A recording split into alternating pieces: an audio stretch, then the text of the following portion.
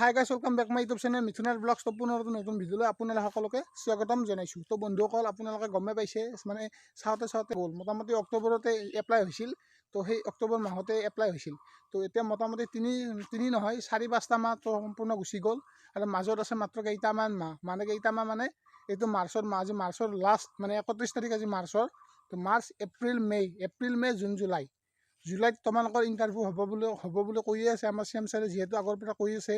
তো হয় যদি তেখেতে পাতে বা ইণ্টাৰভিউ যদি হয় তেতিয়াহ'লে জুলাইতে হ'ব। তো তোমালোকেও ভালদৰে মানে ৰানিংটো কৰি থাকা। এতিয়া মই কিহৰ কাৰণে কৈছোঁ যে অতি সোনকালে আমাৰ জুলাইতে হ'ব, এইটো জুলাইতে হ'ব ফিক্স। তোমালোকে ফিক্স বুলি ধৰি লোৱা। এইটো তোমালোকৰ ইণ্টাৰভিউ বা আমাৰ ইণ্টাৰভিউটো মানে জুলাইতে হ'ব। আছাম পুলিচৰ যি ইণ্টাৰভিউ AB UB হওক কামাণ্ডো তাৰপিছত মানে হ'ব ন। তো সেইটো মানে আমাৰ এই জুলাই মাহতে হ'ব, যিহেতু মাজত মাত্ৰ মাৰ্চ এপ্ৰিল মে অতি সোনকালে আমাৰ ইণ্টাৰভিউটো হ'ব, সেইটো ফিক্স তোমালোকে জানি লোৱা। যিহেতু এতিয়া ইণ্টাৰভিউ হ'বই। এতিয়া চোৱা তোমালোকে বতৰবিলাক তোমালোকে গমে পাইছা, মানে দিনবিলাক কেনেকুৱা হৈছে। ঠাণ্ডাটো গ'ল, এতিয়া মানে গৰমৰ দিন আহিল ন। এই গৰমত এতিয়া বৰষুণ আৰু আকৌ ৰ'দ, আকৌ বৰষুণ আকৌ ৰ'দ, এনেকুৱা এটা হৈ আছে।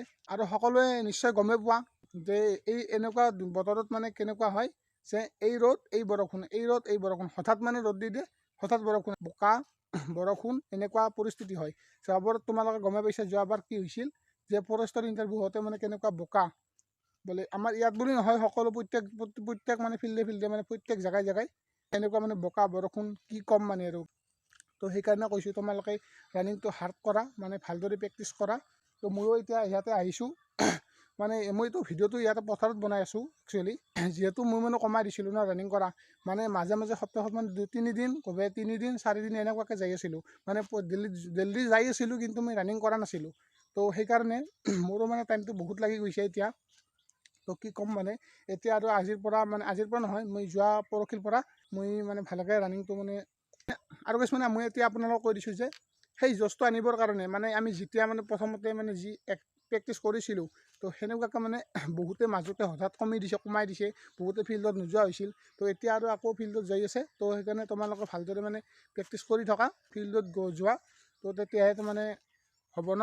যেতিয়া ফিল্ডত যাব তেতিয়াই মানে অলপ সাহসটো বাঢ়িব ন।